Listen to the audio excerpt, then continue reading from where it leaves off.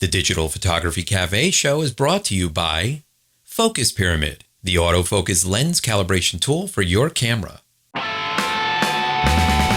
Welcome to the Digital Photography Cafe show. Join hosts Trevor Curran and Joseph Christina as they serve up the hottest photography news and commentary.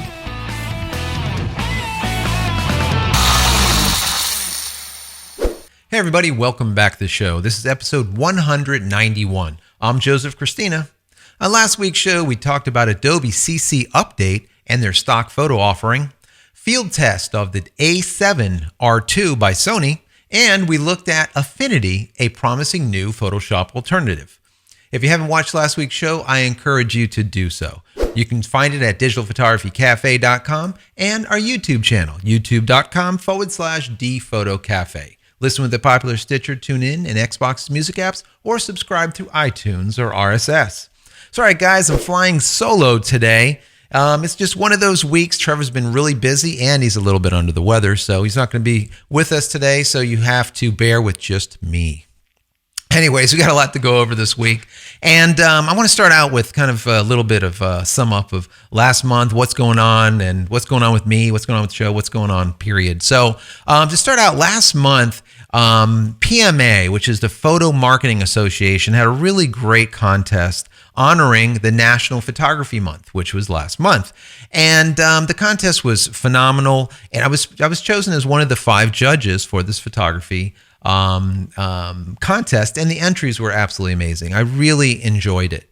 And after looking at the photos and kind of reviewing them and going through them and seeing all of the amateur work and the pro-am work and the professionals, and being able to kind of judge them but not review them, and not be able to kind of give my information or my input as I usually do when I'm educating, it's kind of hard for me. So as a judge, it's like I like it and I don't like it. I like to be able to educate and I like to be able to help. So I spoke to Trevor this week and he kind of agrees. I think that what we need to start doing is maybe like a photo review for you guys, the listeners and viewers. So it's something that we've been talking about last week, and I think we're going to go forward with it. So our goal is kind of to provide constructive criticism as well as publicity, really, for your work and, of course, your website. So that's kind of like the idea behind it.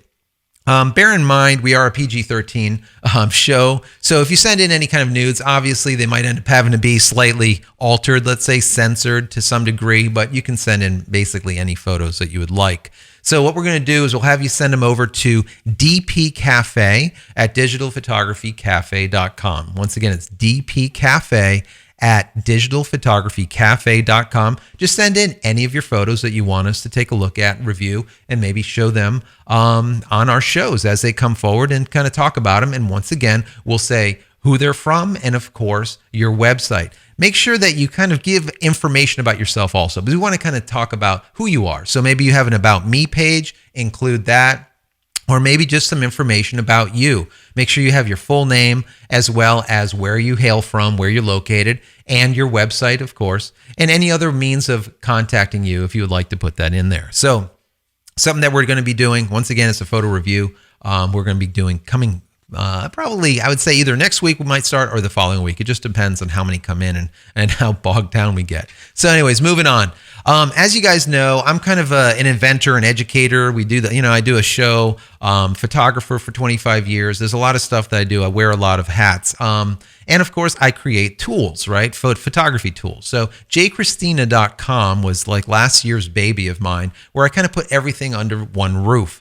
And my goal is always to kind of provide products that save time, save money, educate as well as help the shooter to make, let's say, better images. So edit, enhance, and of course, change their photos or manipulate them to make them better. So that's what I do. Those are the products that I create over at jchristina.com. So what I'm doing is last month, or for about a month and a half, I've been creating another product. And that product is going to be released probably the same day that this show is released. So I'm really excited about it. I can't wait to show you guys. I want to put it out there like right now and tell you guys about it, but I just have to wait. You'll probably end up finding it on B&H and probably on Amazon and on my website and who knows everywhere.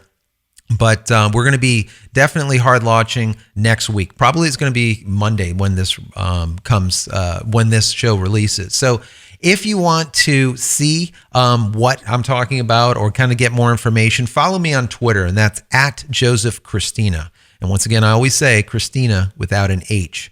So at Joseph Christina on Twitter, I'm going to push out all the information on there next week. And I'm going to also include a special kind of listener or viewer code for you guys to get a discount if you're interested in the product. So I'm really excited about that. It's I've been working on it for so long, and it's finally come to fruition.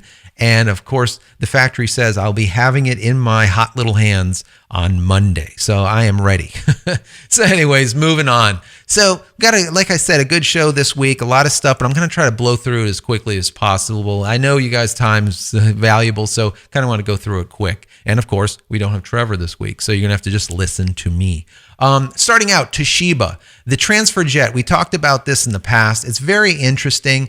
I've been shooting in a studio for, like I said, 20 plus years, and tethering to a computer is not always, it becomes problematic. A tether pulls out, or you have sync problems. There's companies out there come up with tools like Tether Tools. They do a fabulous job at kind of helping with this situation. But for me, I like to see methods of transferring those photos onto the studio computers, but via, for example, Wi-Fi or some type of short near field communication. So Transfer Jet by Toshiba is kind of one of those cards.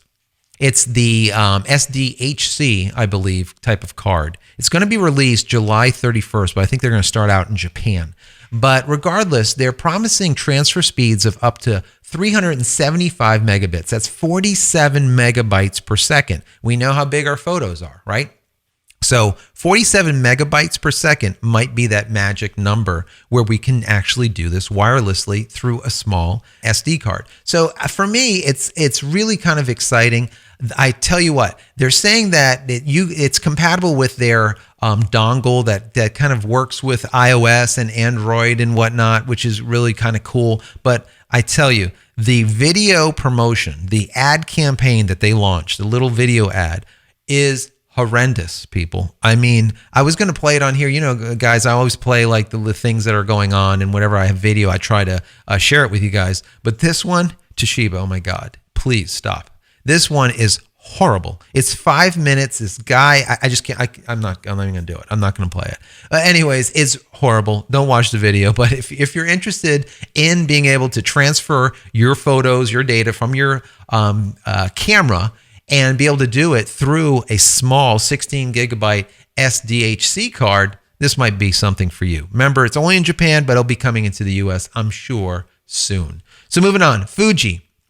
The X-T1 firmware is out, 4.0, guys. If you have a Fujifilm X-T1, you're going to want to grab this firmware update, 4.0.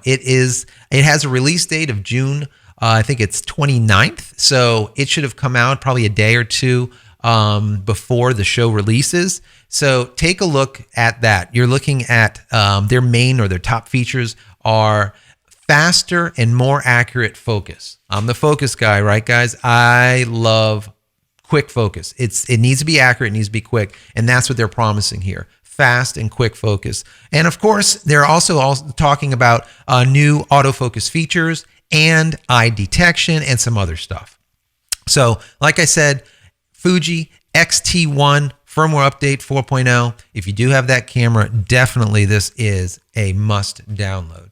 So sticking with Fuji, really interesting article. I haven't read it. I just saw it. I think it was like yesterday, and I was reading through it. And the article is from. I'm going to butcher this guy's name. I know it's Takeishi Unio. I don't know. Sorry, I don't know. Anyways, he is the product planner over at Fuji for the X series digital camera line, and he really kind of put it on the line, and he said what he said, and he just kind of put it out there. And what was interesting is he talked about when they created this X line, that they came with a blank slate and they were able to do anything that they wanted to do with it, right, guys? So what they decided on, they were able to put either a full frame into it, an APS-C or a micro four thirds.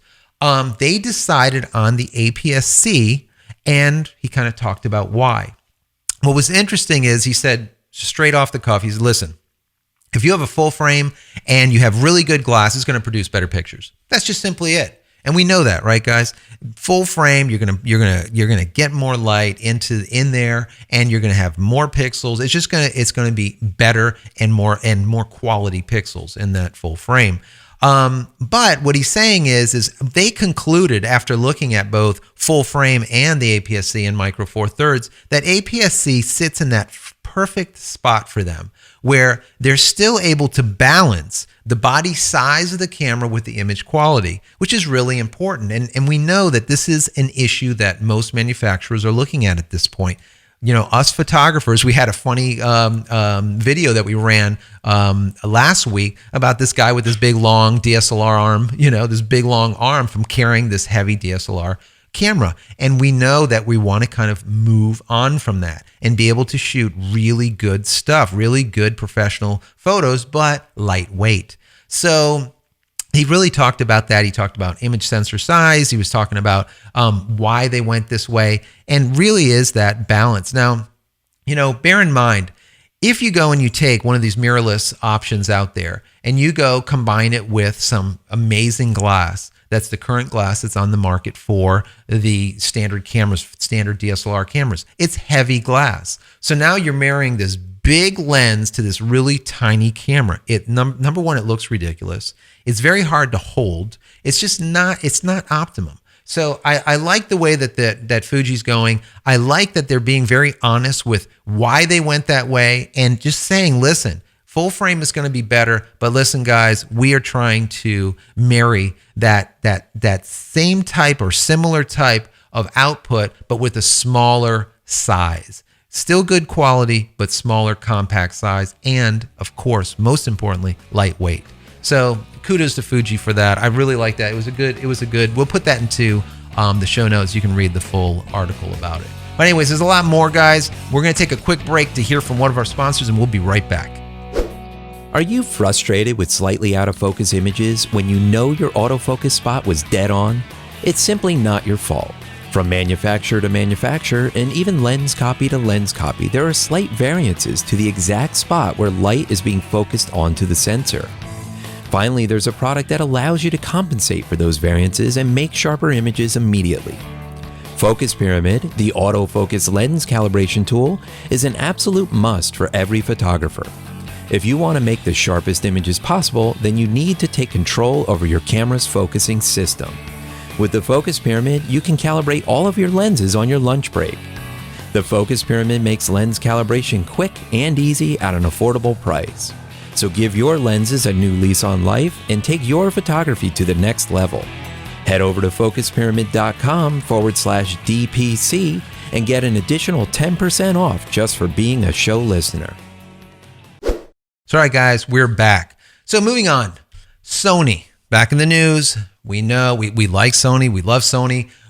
I remember Trevor and myself a couple of years ago, we were at the Sony booth and we took a look at the very first A7 that came out. And it was really, really amazing. And that's when we were looking at like, wow, mirrorless is really going somewhere. You have the sensor size, you have a really good piece of quality machine here, and it was really putting out some amazing images. The problem that we had, and we reported on that a couple of years ago, is autofocus was abysmal.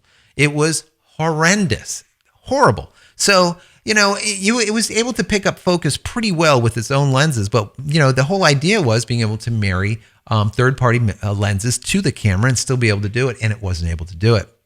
They've been concentrating on this, guys, ever since. They understand that it's an issue, and they're really working at it. And I'm going to play a video for you, and it shows a Sony A7R II with its in continuous focus mode with, I think it's a Canon EF mount, but it's a Sigma art lens, a 50 millimeter 1.4. And you can see as it's tracking the face for this portrait of the person, and they're taking photos, and then it's tracking, and then they take a picture, and then it's tracking, and they take a picture. It's doing a really good job, and it's doing it quickly, really, really quickly. I was impressed. The problem with this is, and I'm so glad that they're going down this, right down this road. But the problem is, guys, is that it works in limited amount of AF modes. And if you notice by these pictures and you look and you're paying attention, you'll notice that some of these images, the tip of the nose is perfectly clear and the eyes is blurry. You can't have that. That's like hashtag fail, throw in the garbage, it's done. That photo is ruined. Doesn't matter how perfect the expression was, how perfect that photo was, how great of an image it was or portrait.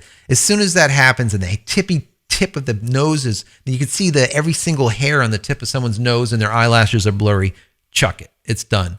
And this is what was happening because they weren't able to really pinpoint that specific spot of focus. It's kind of meandering around. It's doing a good job picking it up and sticking with the subject. That's great. But you can't get that exact spot unless you're manually focusing. So I know Sony's probably working on this as I'm speaking right now, and it's probably right around the corner, and rightfully so. It needs to be done, but they're getting there, guys. They're really putting the time into this, and I'm so happy about that. I mean, I think that this might be one of those crossover cameras that people that say, for example, they're a Canon shooter like me, and they have thousands and thousands of dollars of Canon glass. You can see some over my shoulder. That they still want to use, but they want to, migrate into a really good mirrorless solution that might be smaller, more compact. And being able to strap on my Canon glass onto that and be able to do it in such a way that it just simply works. It might be a way to not have to sell or migrate out of that glass and still use that glass. Now, of course, you're going to want to buy Sony glass. I'm not saying that you don't want to, or that the Canon glass would be better. But if you already have it and you can use it, this is perfect for them to get people to migrate over to their system, because we know systems, they win and lose on glass. Once you get someone in the door and they're purchasing glass for your system, chances are you have them for life or for a lengthy period of time. Because as soon as they purchase 3, 4, 5 pieces of glass, they're in. They're married to that system. So this might be a really good way for Sony to kind of bring people in. So I'm really excited about that. That's absolutely fantastic. Continue with the Sony saga here. They have been betting on their sensors for years. I don't know if you guys know this, but 40% of all sensors in all cameras out there, 40% in 2014 were Sony sensors. That is a lot of sensor, people. That's a lot of sensors, right? So they're betting on it. They're putting their money where their mouth is, and they said, you know what? We're going to continue down this path. We want to take it from 40 to maybe 60% of all sensors of being our sensors. So even if we're not making the camera, that's okay. The insides are us. They're paying us for those sensors. So what they're doing is they're dumping $4 billion in investment capital to continue to develop new modern sensors. So 2015, 2016, they can boost that number from 40% up to, who knows, like I said, 50, 60% of all sensors being Sony. Very, very smart. So all of you Sony shooters out there, you're going to know that Sony's going nowhere. You're going to be able to shoot Sony going down the road. There's other camera manufacturers out there that are smaller names that might end up just going by the wayside. Canon's going to stay around. Nikon's going to stay around. Now, I really do think it's pretty sure that Sony will be around here to stay. They're going to be here to stay. Now, I do think that if Sony gets this right, as I was saying with this A7 or their up and coming cameras that kind of migrate or have the ability to migrate other people from Nikon and Canon over to their system, I think they would actually be a third player. And they would be equally divided between Canon, Nikon, and possibly Sony. So this is obviously pie in the sky for them, something to shoot for. But I don't think that it's far-fetched based on these numbers that we're receiving in regards to just sensors alone. So very interesting. Anyways, moving on. It's summertime. Some of you guys are going to Disney, right? Disney World, Disneyland here in the U.S. or maybe overseas. Well, as of this week, I believe, locally here in Orlando for sure, and I know California, have banned selfie sticks. No more selfie sticks. This is horrible, people, right? You don't have to get, now you don't have like these horrible photos where someone's on, let's say, one of the roller coasters and they impaled the guy behind them. You're not going to have this. Where's the fun stuff, So, just joking, obviously. But listen, selfie sticks are finally banned. No more selfie sticks in Disneyland or Disney World, which is kind of weird. One of their marketing people or their spokeswoman from Disney World Orlando, she writes in quotes, says, "We strive to provide a great experience for the entire family. And unfortunately, selfie sticks have become a growing safety concern for both guests and cast members." So I don't know, maybe cast members, maybe Mickey Mouse or someone's getting stabbed with these things. But regardless, they found that selfie sticks are a hazard, or they say they're a hazard, and they will no longer allow them in their parks. So like I said, no more roller coaster accidents, no more smacking people in the heads with the selfie sticks. They're banned. No more. Anyways, moving on, kind of in the same vein, interestingly enough, Michelle Obama came live on, I think it was Instagram today or yesterday, sometime recently, and put up a really quick video. I'm going to try to run it. It's like a 30-second little spot or something. And it's her showing up, holding up the sign that as you walk into the White House that basically says, "No photos or social media allowed, period." That's it. Your camera or whatever will be confiscated in the White House. So she took that sign, held it up, and then tore it up and said, "It's done. It's over. No more ban of photography in the White House," right? You can take those photos as you will. Listen, I think it's cool. I think it's a little campaign, little marketing thing going on there. I don't know why it's happening, but I think it's really cool that, listen, now you can take photos in the White House. And I think that's really neat. Now, bear in mind, there's only certain portions of the White House that you can take photos anyways. It is very limited. And you're still not able to take video. You're still not able to bring in an interchangeable lens camera, so no ILC. That means you're going to be taking a picture with like a little compact or maybe your phone. No flash photography, no tripods. And of course, they have the ban on no selfie sticks. So I think it's cool. I like it. I like that at least they're kind of being a little, modern, let's say, in the whole idea of photography, and that, hey, listen, people want to take photos. They're taking photos continuously anyways. It's very hard to ban stuff.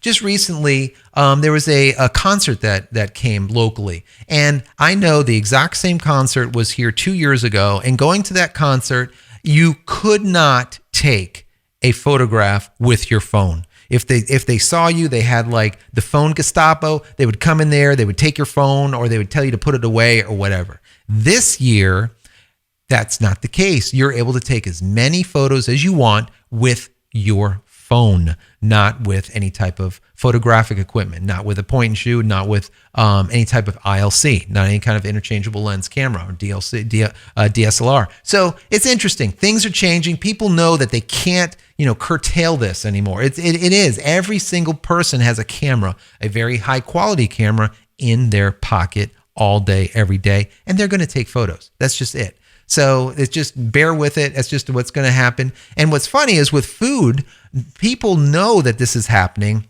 The companies that are out there that have restaurant chains, they know that this is happening. They know that their drinks are being photographed. They know that their plates are being photographed. So there's a lot of folks out there, and this is very big in the industry, in restaurant business, is they actually have food preppers that are actually prepping these foods for Instagram. They're prepping them for these cameras to take these photos and make sure that they look fabulous. Making sure that now on the rim of the glass, let's say, it has their social media information, or on the edge of their plate, it has their social media information, because they know it's getting out there and it's up for everyone to see. Why not capitalize on it? Same type of thing. So, all right, guys, I need to get out of here. Once again, we didn't have Trevor, sadly to say, this week, but hopefully he'll be back with us next week and feeling better, of course. So if you'd like to follow me, you can do so on Twitter, and that's at Joseph Christina, and that's Christina without an H.